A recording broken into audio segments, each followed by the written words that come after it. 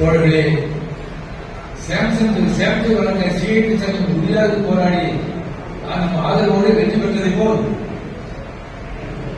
தென் மாநிலங்களில் தமிழ்நாடு ஒரு பகுதி, ஆந்திரா ஒரு பகுதி, ஒரு கேரளா, கர்நாடகா ஒரு சொல்லக்கூடிய இந்த தென்னக நெய்வேலி நடைபெற்ற அங்கீகாரத்தில் சங்கம்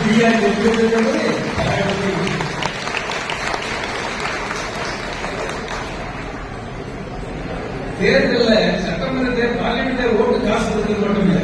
இந்த ரயில்வே ரூபாய் 5 ரூபாய், 1000 ரூபாய், 2000 ரூபாய், 3000 ரூபாய் எல்லாம்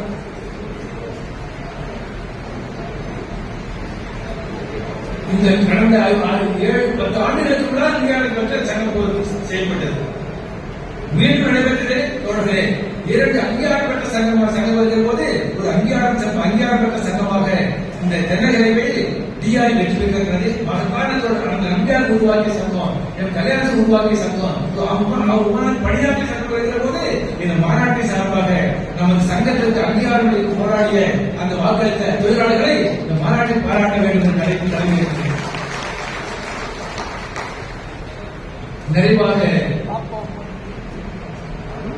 நான் சொல்ல விரும்புவது, மாற்றுக் கொள்கை முன்வைத்து மக்கள் மீது செல்வதற்கு உழைப்பாக உங்களுடைய கோரிக்கைகளுக்காக, ஒடுக்கப்பட்ட மக்களின் உரிமைகளுக்காக, மக்களுடைய பல்வேறு கோரிக்கைகளை வலுவான பாராட்டு உருவாக்குவதற்கு மாநாடு பல திட்டங்களை உருவாக்க இருக்கிறது. தோழர்களே, சென்னை மாநகரம் என்பது ஒரு மாவட்டம் உருவாகிறது. பிறகு 3 மாவட்டத்துக்குள்ளாக பிரிந்து சொல்லப்போனால் கடந்த காலத்தில் செங்கல்பட்டு, திருவள்ளூர், காஞ்சிபுரம் இந்த 3 மாவட்டமும் இந்த 3 மாவட்டம் சென்னை மாவட்டமாக இருந்தது. இந்த மாநாட்டு அழைப்புகளில் தோழர்களே, கடலூரில் இருக்கிற மூத்த தோழர்கள் மட்டுமல்ல, இந்த மாநாட்டு அழைப்புகளில் ஒரு 8 தோழர்களுடைய படங்கள். ஒருவேளை இளைய தலைவருக்கு 8 பேரையும் தெரியாமல் இருக்கலாம். டபிள்யூஆர் அமைப்பு எல்லாருக்கும் தெரியும். பி.ஆர். பரமேஸ்வரன், ஹரிபட்டுடைய இளைய தொழிலாளர்கள் இங்க வந்திருக்கிறார். தோழர் ஹரிபட்,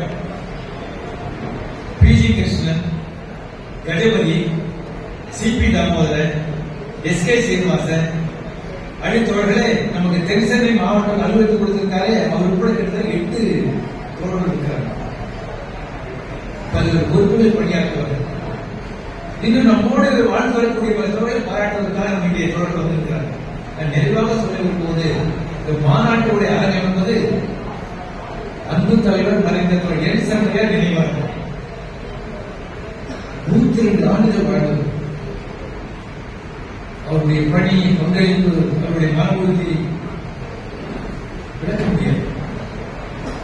ஒரு முறை சீதாராமூர்த்தி அவர்கள் சென்னைக்கு வந்தபோது சங்கரையாவை சந்தித்த பிறகு மாநில செயற்குழு கூட்டத்தில் சொன்னார், 100 ஆண்டுகள், 101 ஆண்டுகள், 102 ஆண்டுகள் வாழ்வது என்பதே ரொம்ப முக்கியமானது. அதிலும் நினைவாற்றலோடு வாழ்வது. அவர் ஆங்கிலத்தை சொன்னார், சங்கரையா இஸ் டிஃபைன் நேச்சர் தான். அப்படின்னா இயற்கையை வென்றுவிட்டார் சங்கரையா அவர்கள். அத்தகைய சங்கரையாவை பற்றி சொல்லி நான் என்னுடைய தோப்புரை நிறைவேற்றி நடைபெற்றிருக்கிறேன். கட்சியினுடைய மாநில அலுவலகத்தில் புதிய பகுதி திறப்புரா என்பது கடந்த ஆண்டு நவம்பர் மாதம் 15ஆம் தேதி, 7ஆம் தேதி, கடந்த நவம்பர் 7ஆம் தேதி புதிய பகுதி திறப்புரா. சங்கரையாவில் அதுக்கு முன்னாடி பல நிகழ்ச்சிக்கு வருவார். சங்கரையா டி நகருக்கு ஆபீஸுக்கு வர முடியாது, விழாவில் கலந்து கொள்ள முடியாது. ஆனாலும் என்ன செய்ய உங்களோட வாழ்த்துறை கூட நீங்க பதிவு பண்ணணும், ரெக்கார்ட் பண்ணி கூட்டத்தில் வெளிப்பாடு ஒரு 6 நிமிஷம் 7 நிமிஷம் பேசி ரெக்கார்ட் பண்ணி அந்த கடந்த ஆண்டு நவம்பர் மாதம் 7ஆம் தேதி கட்சி மாநிலத்தில் புதிய பகுதியை இந்த புதிய திறப்புறாடும் போது ஒரு சங்கரையா பேச்ச ஒளிபரப்பு பெண்களை போறீங்கள. சங்கரையா இருந்தது நவம்பர் மாதம் 15ஆம் தேதி. அவர் இறப்பு 1 வாரத்துக்கு முன்னதாக அவர் அளித்த அந்த வாழ்த்துறையில் நவம்பர் புரட்சியை சுட்டிக்காட்டி இந்த கட்சியை பலப்படுத்த வேண்டிய சுட்டிக்காட்டி தமிழகத்தில் கட்சியை பலப்படுத்த வேண்டிய அவசியம் சுட்டிக்காட்டி